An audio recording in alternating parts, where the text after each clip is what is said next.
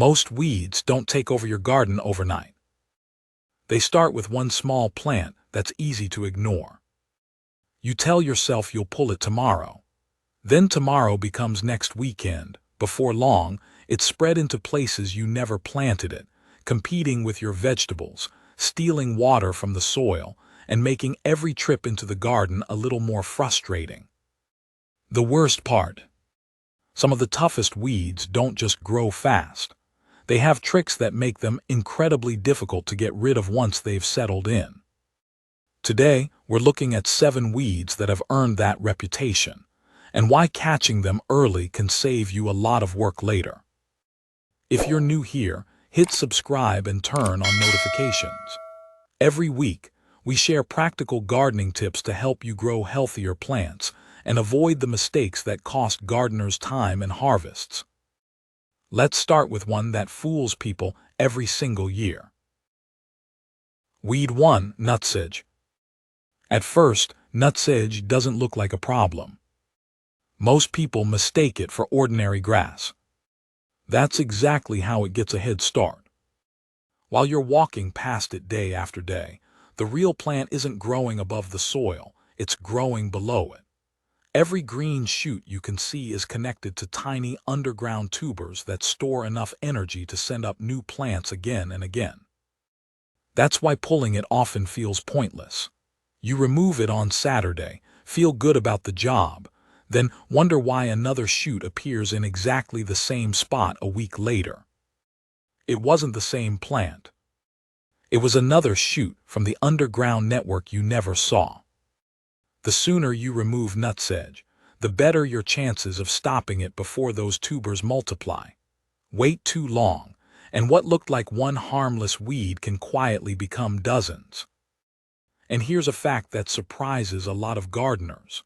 Despite looking almost identical to grass, nutsedge isn't a grass at all, it's a sedge, which is one reason many common weed treatments don't work as well as people expect. Weed 2, Bindweed. Some weeds compete with your vegetables. Bindweed climbs them. It usually starts with a thin vine weaving through the garden. At first, it hardly catches your attention. Then one morning you notice it's wrapped around a tomato stem. A few days later, it's climbing your beans. Before long, it's using your plants like a ladder. That's what makes bindweed so frustrating. It doesn't just steal water and nutrients, it smothers. The twisting vines block sunlight, tangle stems together, and can make harvesting feel like you're untangling a pile of extension cords. Most people think pulling the vines solves the problem. Unfortunately, that's only half the battle. The real plant is hiding underground, where a deep, stubborn root system keeps sending up fresh shoots. Miss part of that root, and before long, you're back where you started. The best way to beat bindweed isn't with one big cleanup. It's refusing to let it get comfortable. Every time new growth appears, remove it before the plant has a chance to recharge its roots. Think of it as slowly draining a battery. It won't happen overnight, but eventually the plant runs out of energy. Weed 3, Crabgrass. Crabgrass has a habit of showing up where your garden is at its weakest. An empty corner. A patch of bare soil. A space where another plant didn't survive. To crabgrass, those aren't gaps, they're opportunities. Instead of growing upward, it spreads outward, covering the ground so quickly that young vegetables often struggle to compete. What makes it even more annoying is what happens at the end of the season. One mature crabgrass plant can produce thousands of seeds. Leave it alone for a little too long, and you've accidentally planted next year's problem yourself. That's why experienced gardeners rarely wait until crabgrass looks out of control. They remove it while it's still small, before those seed heads have a chance to mature. There's another lesson hidden here. Crabgrass isn't invading because it's stronger than every other plant. It's invading because the space was available. Keep your beds mulched, your vegetables healthy, and bare soil to a minimum, and you've already made life much harder for this weed. Sometimes the best weed control starts long before the weeds arrive. Weed 4. Canada Thistle. Canada Thistle has a way of giving gardeners false confidence. You spot one plant, pull it out, brush the dirt off your hands, and think the problem is solved. Then a few weeks later, there are 3, then 6, then even more. It almost feels like the weed is multiplying overnight. In reality, it never left. Canada Thistle spreads through a network of creeping roots hidden beneath the soil. Those roots send up fresh shoots several feet away from the original plant, making it look as though new weeds are appearing out of nowhere. They're not. They're all connected. That's why simply yanking the visible plant rarely fixes the problem. If part of that underground system survives, it keeps coming back. It doesn't help that Canada Thistle has another trick. Once it flowers, the wind carries its fluffy seeds across gardens, fields, and roadsides, giving it even more places to establish itself. The smartest move is to catch it before it reaches that stage. Young plants are much easier to control than mature ones that have already spread both above and below the ground. Weed 5. Pigweed. Pigweed doesn't look dangerous when it's young. That's exactly what makes it dangerous. While you're focused on taller, more obvious weeds, pigweed is quietly getting established. Then the warm weather kicks in.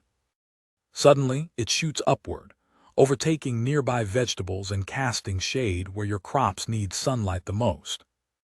But growing quickly isn't its biggest weapon. Seeds are. One healthy pigweed plant can produce tens of thousands of them in a single season. Think about that for a second. Ignore one plant today, and next year you could be pulling hundreds more without realizing where they came from. That's why experienced gardeners don't wait until pigweed becomes a towering problem. They remove it while it's still small, when the roots are shallow and before it has the chance to flower. Here's something most people don't know. In some cultures, young pigweed leaves are actually harvested and eaten like spinach. It's a useful plant in the right place. Your vegetable bed just isn't that place. If you're finding this helpful, take a second to subscribe.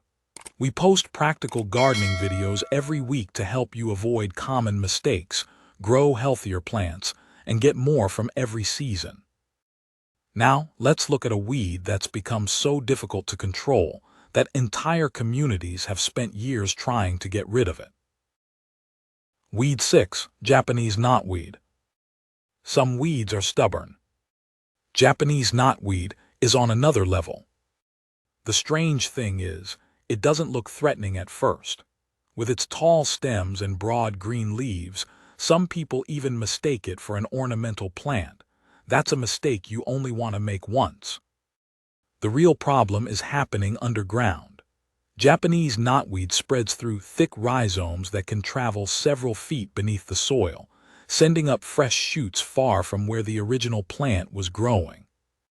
Cut the stems down, and the garden looks clean again. But underneath, the plant is still very much alive. That's why simply mowing or cutting it back rarely works. As long as the underground rhizomes survive, the plant keeps looking for another chance to return. Fortunately, most home gardeners will never come across Japanese knotweed. But if you do, deal with it early. Waiting only gives it more time to spread. Weed 7. Bermuda grass. This last one surprises a lot of people. Not because it's rare, but because millions of gardeners actually grow it on purpose. Bermuda grass makes an excellent lawn, until it wanders into your vegetable garden. Once it gets there, it behaves like a completely different plant. Long runners creep across the soil while underground rhizomes quietly spread beneath your crops. Before long, vegetables are competing with a grass that seems to come back no matter how much you pull. The mistake is treating it like an ordinary weed. Pulling the leaves might make the bed look tidy for a few days, but if pieces of those runners or rhizomes remain behind, fresh growth soon follows. That's why consistency matters more than force. Removing new shoots early, keeping clear edges around your beds, and covering exposed soil with mulch all make it much harder for Bermuda grass to settle in. It's one of the few plants that can be the pride of your front lawn and the biggest nuisance in your vegetable patch. Here's the good news. None of these weeds become unstoppable overnight. They all start with one small plant that seems too insignificant to worry about. That's your opportunity. A few minutes spent removing a weed today can save you hours of frustration later in the season. Now I'd love to hear from you. Which of these weeds has caused you the most trouble? Or is there another one that seems impossible to get rid of where you live? Share it in the comments. You might help another gardener who's fighting the same battle. Thanks for watching, and I'll see you in the next one.